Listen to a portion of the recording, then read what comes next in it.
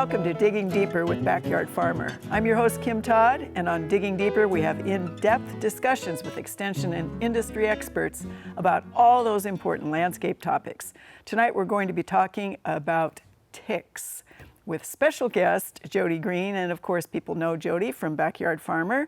And Jody, as always, you came extremely prepared with props and things that you made and everything it's going to take to educate people about ticks.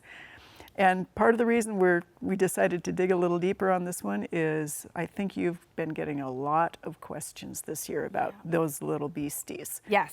So let's start with, what do you want to start with? You want to start with the creature itself?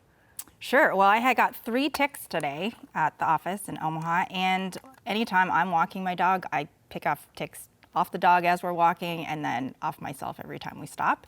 And I'm not out really in the woods. It's like pollinator habitats or any type of grassy area where there's going to be wildlife. So it can be anywhere. You don't have to be out playing in the woods to pick up ticks.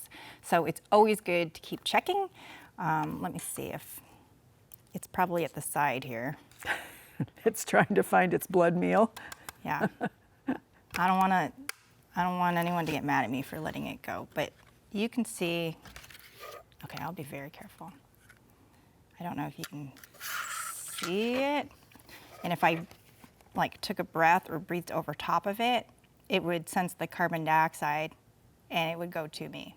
And so I think one of the things people don't know is where the ticks are. So they're actually in the grass, and it's not, I don't want people to not plant grass or, not have a full garden because of ticks, because ticks need a blood meal to survive. So they need wildlife. They need mice and rabbits and deer, people, dogs, all of those things. So it's not just the environment, but it's also the host. So you've got to think about where you're going. But we've got ticks here, in this area, in grassy areas, in prairies, in wooded areas. So anywhere there's going to be wildlife. So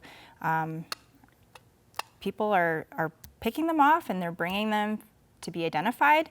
And the important thing about that is we don't have a service that actually is out actively serving for ticks across Nebraska. So we do rely on the public to either post pictures added to an iNaturalist project called Tick Tag Go, or call it into the extension office. Because if we do see the black-legged tick, the one that can transmit Lyme disease, we want to be aware of that and make sure we can hit with education and prevention, because we don't want people to get sick. So ultimately, they're a health pest, and we want to protect Nebraskans. So what was that iNaturalist again? Say it Okay, again. so it's iNaturalist. It's a free app that you can get on your phone. So iNaturalist app. And what you can do is, well, I don't want you guys to not send me anything anymore, but you can take a picture of bugs, mushrooms, birds, plants. Mm-hmm. And there's an AI or artificial intelligence that will kind of narrow it down to what it could be. And we have a project in there called Tick Tag Go, and you can add yourself to that project or that project to your account, and you can click on that when you submit a tick. And then people like me and other people that are interested in ticks will go into our computers and we'll identify those ticks for you. And it's important to identify what kind of tick you have, because that can really determine, if you do get sick, what potential illnesses you may have, right? So, if someone says I had food poisoning, it's because they ate some kind of food, right? So it's kind of like that with ticks. So you mentioned the black-legged, and I think we had the picture of that one up. Yeah, and so maybe. This is kind of what the black-legged tick looks. Yeah, you did have the picture of that one, and then this is what it looks like, but way, way, way, way big. So these ticks, they're very common in the eastern states, and everyone knows about Lyme disease, but we don't have a great prevalence of these ticks, or we haven't found a lot of them, but they have been found to be established in Nebraska, so that's why we want to keep an eye on these. And one thing about these is that they're active all year round. So even in the winter? Yeah, so we've got some of those warm days that occur, so anytime there's no snow cover and it's above 45 degrees, we can find ticks. So we want to continue to, and I think actually It was a friend's dog on Thanksgiving and then also around Christmas. That in 2019, she pulled 2 black-legged ticks off of her dog. And then the Department of Ag went out and surveyed, and they did find some black-legged ticks. So, you know, we were previously thought maybe didn't have a Lyme state, but you know, people travel too, and ticks don't know boundaries, so we just want to make sure that we keep everyone safe. But the ticks that we do get a lot on our dogs, for all of our dog lovers, it's usually the American dog tick, which is this one. It's also the one that I made especially for Backyard Farmer.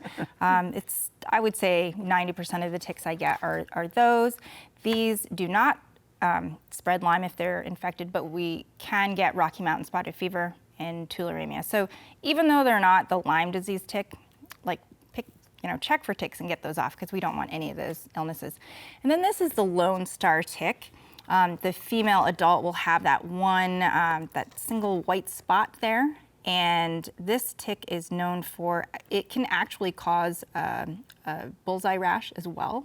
So, but there's, the red meat allergy is also spread by the saliva from this tick. Yeah, and that's an image of the dog tick and the Lone Star tick side by side. You can see the difference in the shape, and the markings and the mouth parts of the Lone Star tick are a lot longer. Those ticks are a lot more aggressive too. So the American dog tick, a lot of times we'll find them on the nape of our neck, up in our scalp or our kid's scalp, and between our dog's toes, ears, around the collar. The Lone Star tick, it's aggressive in that it will crawl up from the ground and it will start feeding like on your ankles and your legs. They're just a lot more aggressive. So for anyone who goes out in the woods, you know, I definitely recommend, you know, repellents and dressing appropriately. But keep like a roll of duct tape in your car, that wouldn't hurt, and some plastic bags. You never know when you're gonna have to take some of those clothes off and use that tape. It happens. Or a lint roller, if that, you know. So the lint roller and the tape are to get the ticks off? To get the ticks, if they start crawling in your car, like if you get in and they get out of your, get out of your shoes or things like that, or you're off your dog, you can get those really quick, because you know, getting tweezers, these are not the appropriate size, getting tweezers and trying to pick them out of your upholstery is not going to be fun. So duct tape. So what are the teeny ones that are, you said off air, the size of a poppy seed? What are those? Yeah, so the black-legged tick, or the deer tick, it's the same species, they are very, very tiny. So like the tick that I just showed you here, this one is a giant compared to the small ticks. This photo here is of a friend's leg. He's actually probably got like 50 to 75 maybe Lone Star tick nymphs there. They're sometimes if you're out in the woods or out somewhere and there's like a hatch, so they lay like hundreds of eggs. If you run through that or walk through that, you can pick up like hundreds of ticks in one go. And I know we've had people bring in ticks from their dogs' beds, so their dogs have been treated, which I would highly recommend, according to a veterinarian. And because when the ticks feed on them, they'll die. They all end up dead in the dog bed, and people will bring them in. They look like pepper, and they have no idea what they were. And I'm like, these are ticks. So wow. So do the nymphs also feed, or is it? Yeah, the nymphs feed, and they actually have a larval stage too. So there's a larvae, nymph, and adult, and to get to each stage to molt, they need a blood meal. So, you know. So if they don't get the blood meal, they're former ticks. Yeah. They croak. Right. But they, like if they feed all summer, and the ones that will overwinter, is it the same tick, or do they have a life like 6 weeks and they're gone regardless? How long do they live? So sometimes they could have like a year life cycle. Some of them have 2-year life cycles. So, but so if it was a larvae, and so ticks have like 4 pairs of legs as adults. As larvae, they only have 3 pairs of legs. They're super, super tiny, and we call those seed ticks. And they are pretty much born or emerge without any pathogens. So they have to feed on something that's infected with some kind of pathogen in order to pass it on. So larvae ticks are not going to be infected, but so they'll feed on an animal, likely small animal, get engorged, fall off, and then molt to the nymph, and then get another animal, maybe a bigger animal, I don't know, rabbit, dog, human, who knows? And so that's the stage that they can transmit illnesses if they've got them. Oh my goodness, it's Are you so grossed out? It's so creepy. We do want to make sure that you send us your questions or your comments, whether they are you love this, you are creeped out by this, but at least you're learning something, because the whole point of this show is we want to be able to give you what you are interested in, or maybe at least what you should know something about. And certainly ticks in a place where you can get sick and very sick from them is a good idea. All right, Jody, so talk about if repellents, and then talk about if one is on you, okay, what do you do? Okay, so let's talk about preventing ticks. So, I've talked about tick checks, and I want to say that there's a lot of things you can do, but nothing replaces a good tick check, right? You want to check yourself, your friends, your kids, your pets after outdoor activities. But if you've got a lot of clothes, like say you're hunting or anything, if you can throw those in the dryer too, any ticks that have are hitchhiking, they will die in a hot dryer, like even 10 minutes. It's the dry heat just dehydrates them. So they can live through a washer. I've done that just for fun. They live. Don't do it. Just dry your clothes and then put it in the hamper. Partners don't like getting in bed and finding a tick. I don't know why, but you want to do that. Another thing you can do is wear, it's not stylish, but you can wear long sleeve. I recommend like light colored clothing and loose clothing so that you can find the ticks faster. So wearing, beige pants and a white shirt, you can find the ticks quicker than like if you were wearing complete like jeans or dark clothes. It's not stylish. You can tuck your pant legs into your socks. That's how you know someone's out there looking for ticks. You can wear permethrin-treated clothes. So permethrin is an insecticide, and it is safe to use according to label if you're treating your clothes. So it's specific for treating a clothes treatment. You have to, not when it's on your body, you treat it prior to going outside, you follow the label, you pretty much spray it until it's damp, let it dry, and then any ticks that touch that will die. And you don't have to do it yourself necessarily. There are clothes that you can buy already treated, so commercially treated clothes, shirts, jackets, hats, and I've got like my favorite pair of socks. Some of the treatment that's the do-it-yourself that's on the screen right now. I think that's up to 6 washes, or I don't know how many weeks. So it's you designate your gardening clothes or designate your outdoor activity clothes, and then that will help. And it's been shown through research to be very effective. Right. And then the commercially treated stuff, you can buy it. It's labeled. As has permethrin in it, and it can be up to 70 washes. Wow. So it's pretty good. When it comes to repellent, these are going to be what you apply to exposed skin. So you don't want to apply it to skin and then put clothes over top. You want to use like on anything that's exposed. And when you go to the store, there's a ton, and it's probably hard to decipher what is going to be good and what percentage and what active ingredient. So you want to get something that's EPA approved, so that means it's been tested against whatever biting insects they have on there. They're all for mosquitoes, ticks, black flies. But just because it has a higher percentage doesn't mean it's better. It just will be how long it lasts. So for DEET products, there's all different kinds. They've got like family kinds, and that's like a 7%. It may be effective for like 5 minutes, right? So it's not, it's not going to be, there is 100% DEET, and it's not recommended. So for DEET, I would say 30% would be good, but you can see like these different products, different brands, but like 25%, 30%. And this one's a lotion, this one's a spray, this is a wipe, 30%, and then this one's 40%. I wouldn't go any higher than that. We've got picaridin, which is, if you don't like DEET, it's just another option. I think it smells nice. This one's like a spritz, so, you know, it's not aerosol. And then there's one called IR3535, very, you know, that. And then there's oil of lemon eucalyptus. So there is a variety.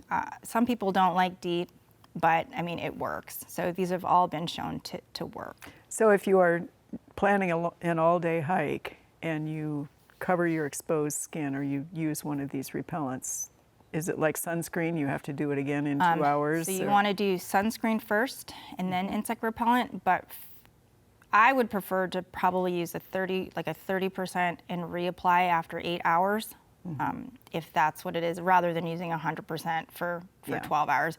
Not only will you be sensitive to it if you have sensitive skin, but it's a plasticizer if you're using DEET. So a lot of these ones won't come in that high percentage, but it's just one of those misconceptions that you think, oh, more is better, right? Yeah. So, all right.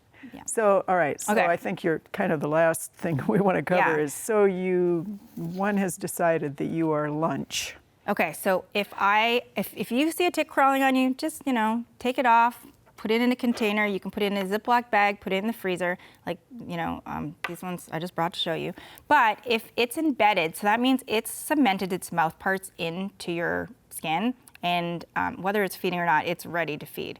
So what you want to do is not burn it with fire, not use a cotton ball with Dawn. You want to remove it safely with pointy tweezers. So these are the pointy tweezers that I have in my car, in my backpack, on my body at all times, because you never know when I'm going to have to pick a tick off somebody. And those are seriously pointy. They're pointy because I want to, you know, I want to get the tick out. Sometimes the mouth part does break off, but it's going to be okay. You want to get the tick to stop. You know, you don't want the tick in there anymore. So this is my reenactment with a large set of tweezers. What you want to do is you want to find that tick. You want to take it, like put the tweezers down as close to the skin as possible, because you want to, you know, remove as much of the tick as possible. And ticks don't screw in, so they don't need to be screwed out. Right? You just want to have a firm, steady pressure, and you just want to pull straight up and out. And then put that in a bag. Because if you get sick, you get a fever, you get a rash, you can tell the doctor that you were bitten by a tick.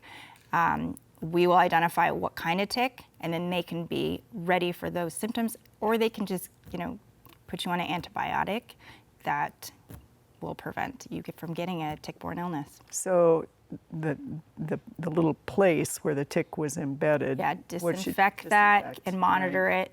I mean, if it was a black-legged tick, that bullseye rash, that it doesn't show up in all bites. It's just, you know, a certain percentage, and it doesn't necessarily show up where you've been bitten. So tiniest little insect can just make all of us just go, okay, do I really want to go outside and play? You do want to go outside and play. If you're not getting ticks, you're not having enough fun. Just be smart.